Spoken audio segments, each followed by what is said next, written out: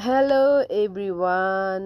अनि अस्तिको यो शनि आइतबार चाहिँ हामी आमा छोरा घुम्न गएको थियौँ। अनि छुट्टी धेरै हुन्छ नि त, अनि छुट्टी भएको कारणले मेरो छोरा चाहिँ घुम्न जाऊँ न मामु भन्दै थियो। अनि त्यस कारण चाहिँ मैले कहाँ लाने त है, बच्चालाई घुम्ने ठाउँ पनि छैन ल, होइन नि त भाटबटिनी भनेर चाहिँ हामी चाहिँ सातो बाटो नजिकको भाटबटिनी गयौँ।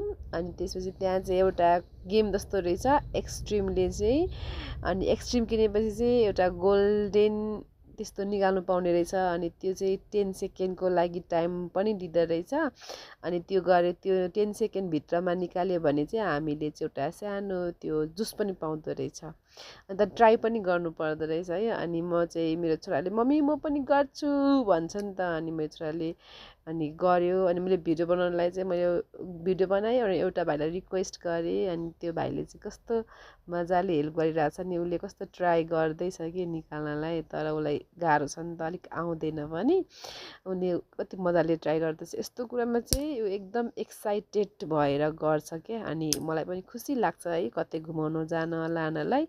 छोरीलाई जाऊँ भन्दै थियौँ, छोरी चाहिँ जानी मान्दैन क्या, अलिक टिनेजको भइसक्यो नि त, जेन्जी। अनि म पनि ट्राई गरेँ। अनि मलाई पनि म चाहिँ ट्राई गरेँ, निकालेँ 10 सेकेन्डमा निकालेँ। अनि त्यसपछि त्यो गोल्डेन हो नि त, अनि लगौँ भन्दै थियो कि त्यो भाइलाई, त्यहाँको भाइलाई। अनि त्यसपछि मेरो छोराले लिनु न भन्दै थियो। अनि मलाई यो एक्सट्रिम यस्तो जुसहरू चाहिँ सकभर नखाऊँ भन्ने लाग्छ नि त। अनि मैले चाहिँ खाइनँ अनि किनिनँ पनि। अनि भित्र गयौँ।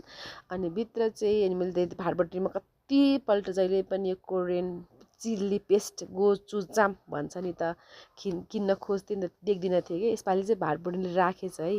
अनि पैसा पनि धेरै ठिकै छ, 500 समथिङ कति छ। अनि त्यसपछि अनि मेरो छोराले फेरि गिजगिज गरेर मैले फेरि उतापट्टि गएँ।